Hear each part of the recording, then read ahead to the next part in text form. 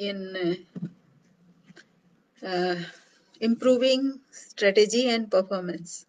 So strategy is are the way outs within one's resources, and so which can be the best strategy within one's own capabilities, skills, manpower, and available expertise, and also the the sector that one works in. And the second is performance. That is, once the strategy is decided, then then the second thing comes is the performance. So performance is fairly easy because once strategy is decided, then the stage wise indicators are also decided, and the inter correlation between the deliverables also are decided, and the team is chosen. After that, everybody's roles and responsibility is decided, and the then it is just simply a tracker, right? So everybody who is responsible for which deliverable and what is the timeline. According to that, if these are the parameters, like say the support uh,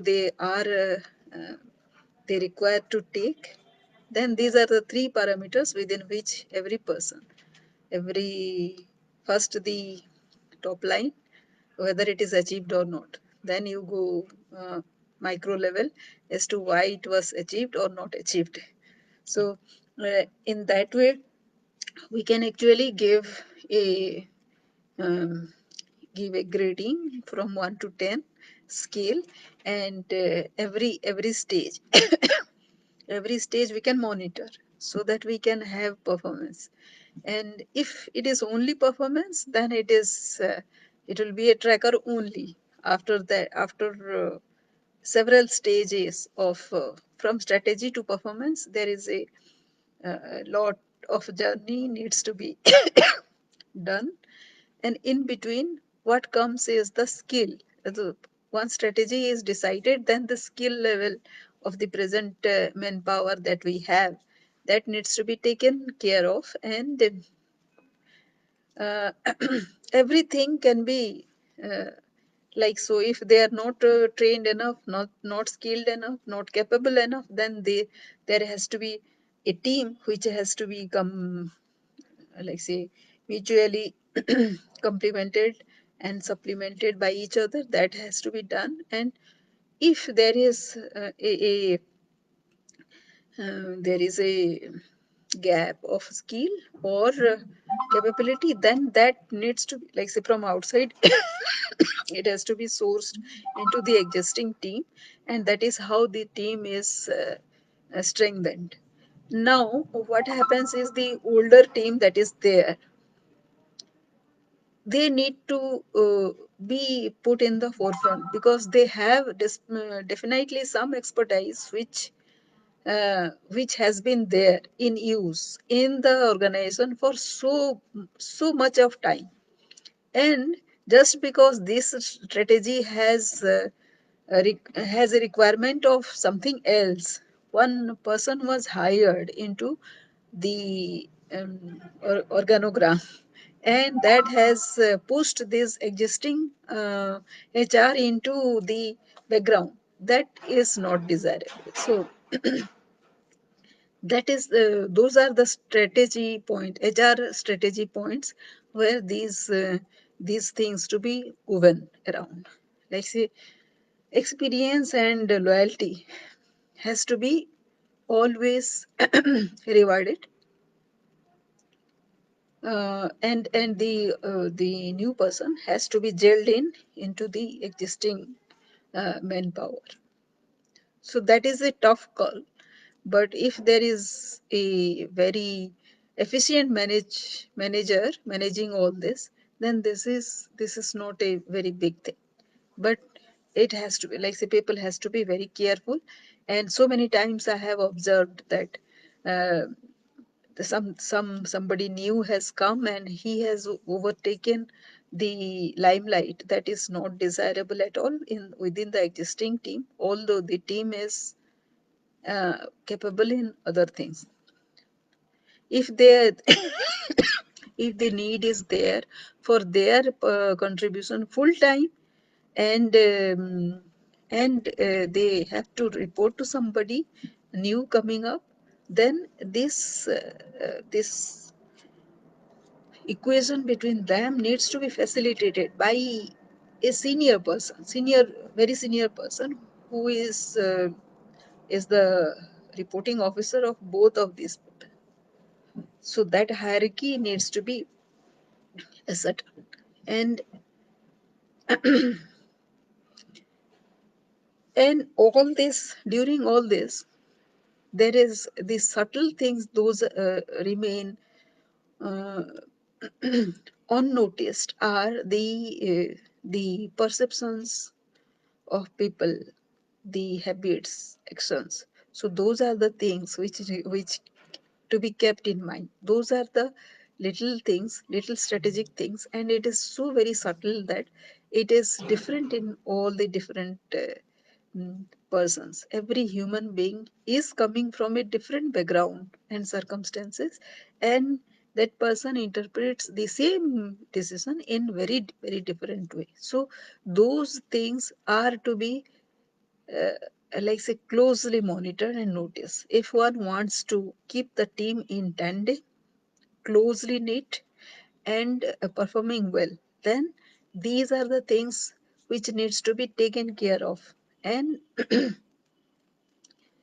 this ultimately goes on to uh, contribute towards the strategy being very successful, whatever strategy.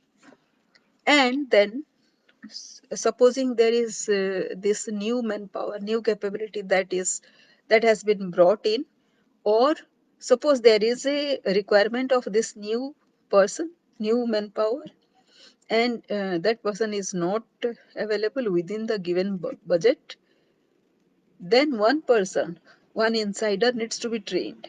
If that is a choice one can take.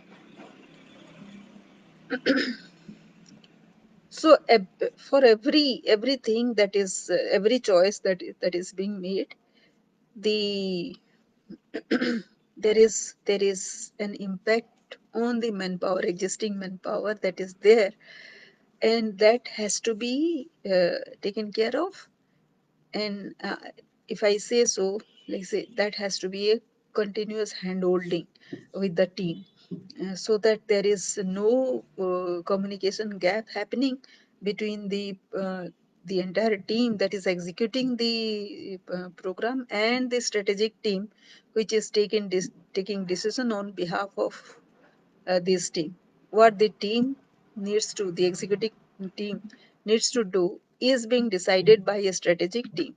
And if so, the strategic team needs the understanding of this these variabilities on the perception level, the attitude level, the habit level, and the action level.